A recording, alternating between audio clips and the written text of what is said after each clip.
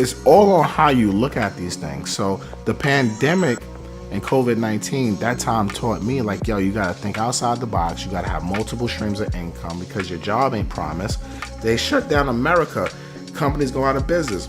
If you depended on that one income, you were SOL. So you have to start thinking like, yo, how can I make more money? How can I, and then making more money is not getting 2 jobs. I don't know nobody who got 2 jobs is rich. Think about it. Anybody you know growing up working 2 jobs were rich?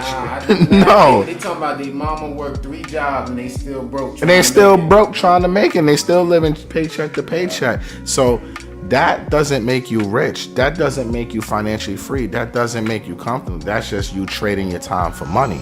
So what you have to learn how to do is, how do you make the money work for you? How do you make your mind work for you? Your intellectual property. So monetization, multiple streams of income. And in this day and age, this is the easiest time in the world to be out here to create and make money. So the pandemic, you know, they call them pandemic millionaires, right?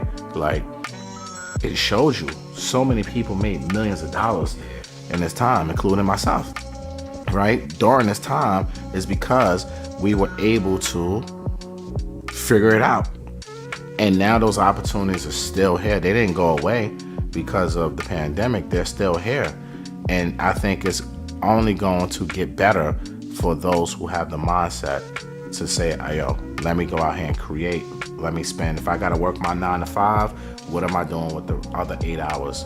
Am I spending time with my family, my kids, this, that, and third? But I got 3 to 4 hours. All right, let me put some shit down where it can monetize for me. So, you know, the pandemic was a gift and a curse for a lot of people. Now it's a lot of artists and music producers, all different types of people that watch this show related to music, and they, let's say hypothetically, they get a placement on a very popular TV show and they get a bag. Let's say 100K. They use that money, pay off the student loans, whatever bills they have, and let's say they have 20 to 30K left. Like, what advice would you give them to like do with that money? First of all, if you get 100K, make sure you tax plan it. First things first. So you got a tax plan, number 1. Number 2, I would say educate yourself before you spend any money.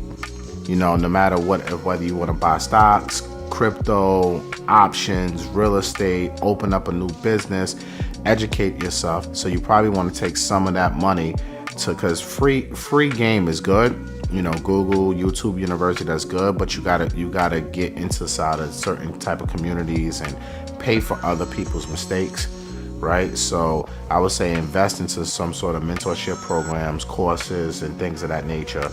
Make sure you're doing your due diligence on that, because you don't want to get scammed, because there's a lot of BS out there. So you gotta be careful.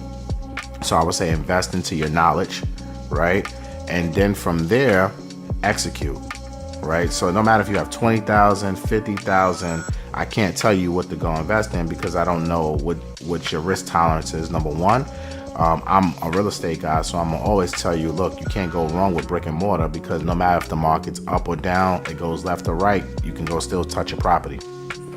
You know what I'm saying? My shit ain't gonna disappear unless it, God forbid, burns on fire. Then even then, I got insurance money to rebuild it, right? So for me, I'm a brick and mortar guy. Stocks is cheap right now. Companies are on sale.